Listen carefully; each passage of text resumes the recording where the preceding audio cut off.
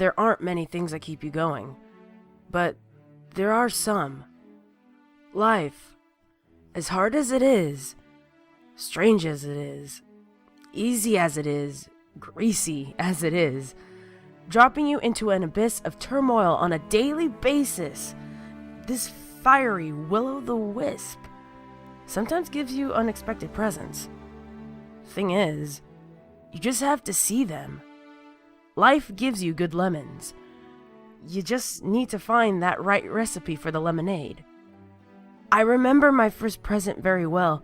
I was 3, I guess, and my parents, ponies of easily acquired wealth and proud descent, decided their daughter's birthday, such a glorious occasion, I know, called for a 200-bit playset that, as far as I can remember, consisted of a castle with a moving gate and towers and all, several benches, and a tiny garden where trees and bushes could be planted everywhere at will.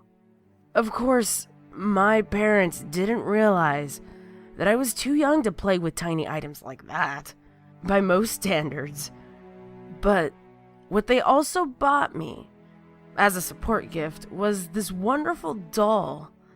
A young mare, or rather a mature filly, the kind of doll that our market wants fillies to become when they grow up, to buy cosmetics and ridiculous clothing. One way or another, I enjoyed the present for many years. It gave me a smidge of inspiration, just enough needed to create eloquent stories of princesses and dragons. And I, of course, was the knight, saving my plastic princess from a giant plush Paddington bear or some other grave danger. Then I would kiss the princess, brush my teeth, and go to bed, dreaming of new tales of fantasy and chivalry. I did not know that I was into mares back then. I mean, how could I, at such an age? Now that I think about it, I didn't even realize my sexuality until college.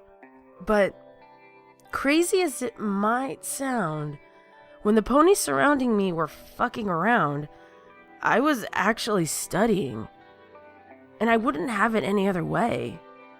When I did arrive at the decision to begin a full, if steady, sexual life, the castle was already half crumbled, the garden destroyed by my cousin's car, and the princess given away to the local orphanage as an act of goodwill from the rich, which undoubtedly cares so much about the poor. But life gave me another present. When my cutie mark showed up, the only thing I did know was that it was connected to music in one way or another. What kind of music? That remained to be seen. I challenged all instruments, striking it good with brass, failing miserably with strings, and being somewhat decent at keys. The sax, though, was my instrument of choice, or, if we're being cheesy, was the one that chose me. But the present that life gave me was a chance of earning some bits as a technician at a nightclub. Being the rich, spoiled brat I was, and still am, I found it my duty to rip off some poor fellow his chance to earn some bits, and applied for the position, taking it up by my surname, not my skill. And yet, there was still some skill, as it turned out. Fixing up wires and setting up mics soon turned into a fun little game for me. Checking the turntables grew into learning about them. I scrutinized the instrument thoroughly after warm evenings of saxy jazz and the 10 million bit mansion in Echelon Hills. My parents were easy to persuade, and soon, a package deal of turntables, shades, and mane gel made me a new pony. The one ponies would come to know as DJ Pone 3. The fast rise thanks to my father's connections. A steady job thanks to my skills. And number 1 in modern fashion, thanks to my mother recommending me all those magazines.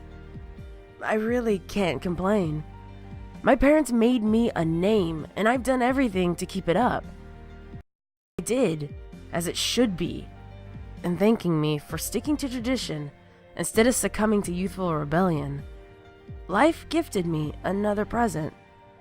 The present came in a neat little package of a black tailcoat wrapped up in a pink bow tie and spiced with a perfectly round flank. How could I resist?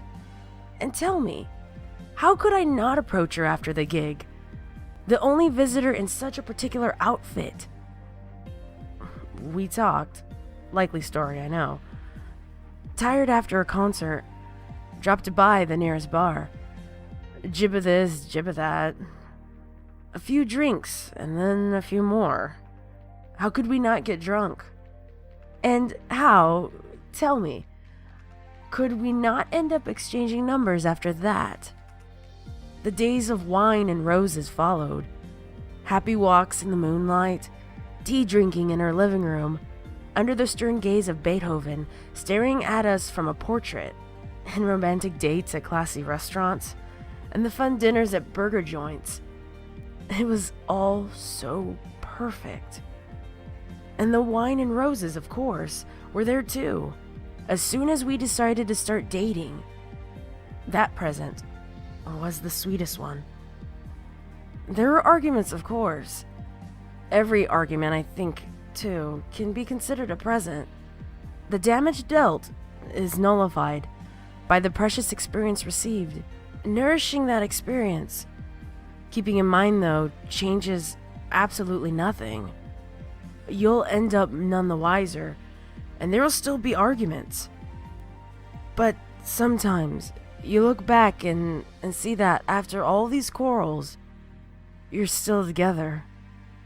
If that's not a sign of devotion, I don't know what is. And naturally, the most recent present was also the most shocking one. I know, a common story. A restaurant, a sweaty pony in a suit, gazing at her beloved, waiting for the right moment. The ring, the proposal, and as if it could be any different, she said yes. Tears of happiness and kisses and embraces, all that followed back at home. But then, in the restaurant, there was only yes. Now, I wouldn't mind a little present too. We're still looking for a venue to host the wedding, one that could accommodate not only our huge families, but also my friends and Octavia's whole orchestra. She's been made the soloist just recently, you know. My little cellist. But I guess I'll manage to find a venue myself. Maybe ask my parents for help. After all, family is the most sacred pact in the world, like love. And I can only hope that life gives us a long and peaceful life as our wedding present. Because, as I said before, life gives you some damn good lemons. You just need to learn how to make good lemonade.